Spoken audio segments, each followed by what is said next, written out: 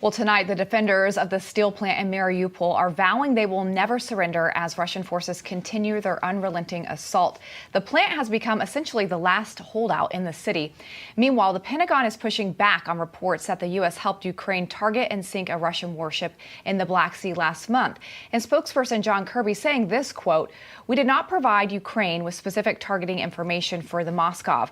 We were not involved in the Ukrainians' decision to strike the ship or in the operation that they carried out." End of that quote. Well, joining us now is former senior naval intelligence officer, economist, and political commentator John Jordan.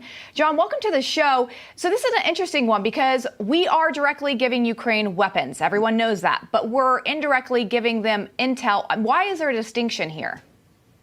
Well, we're also engaged in a game, in a play of kabuki theater here, and a hair-splitting exercise. Everything John Kirby said technically is true. We did not provide the specific targeting information. That's done by the battery commander controlling the Neptune missiles. The orders were given by Ukraine to sink it. However, the Ukrainians wouldn't have been in a position to do that but for us providing the whereabouts of the Moskva, where it was, the direction it was going. That was information that only could have come from us.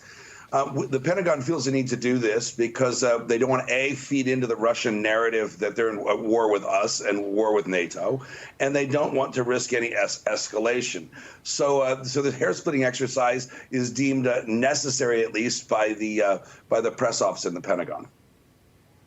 So, John, I want to follow up on that because what is the Biden administration afraid of with Russia, right? Russia knows that we're doing this. They're very well aware of the intel that we're providing. They understand, and we're very open about the weapons that we're providing. So is this about trying to assuage them with respect to an attack on the U.S. or some kind of cyber attack on the U.S.? What is the goal here with respect to trying to keep Russia in check? Well, Sean, you got it exactly right there. They know. They know that what we did and how we did it.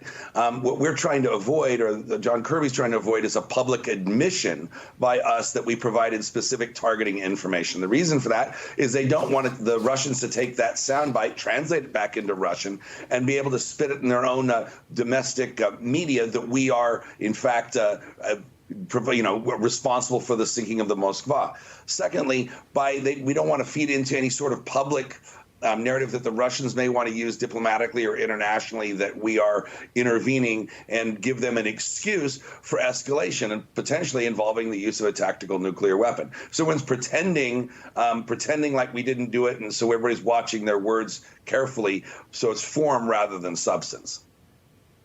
So, John, this Monday is May 9th, which is Victory Day in Russia. Some experts say that Putin is planning something big to mark that day. How do you think that he will use the day? It's a great question. Dien Pobjedy is the Russian translation for that. And that's a holiday of quasi-religious significance in Russia, far more so than how we remember the end of the Second World War. Remember, 27 million Russians died.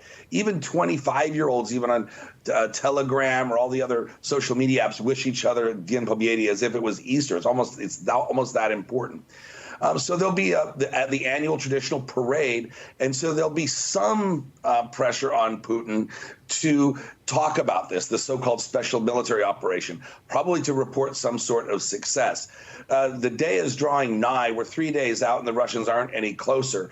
So I think that Putin may have to do something to amp up the pressure, to keep his people behind the war, to keep his narrative, his domestic political situation in line, and possibly to continue to put pressure on the West to try to divide the Western public from Western government, to try to cut off somehow or make it politically more difficult for the West to continue supplying the Ukrainians. They've done that with the nuclear saber rattling and with the cutting off of gas to Poland and Bulgaria. So look for probably some form of escalatory language in any remarks he may make.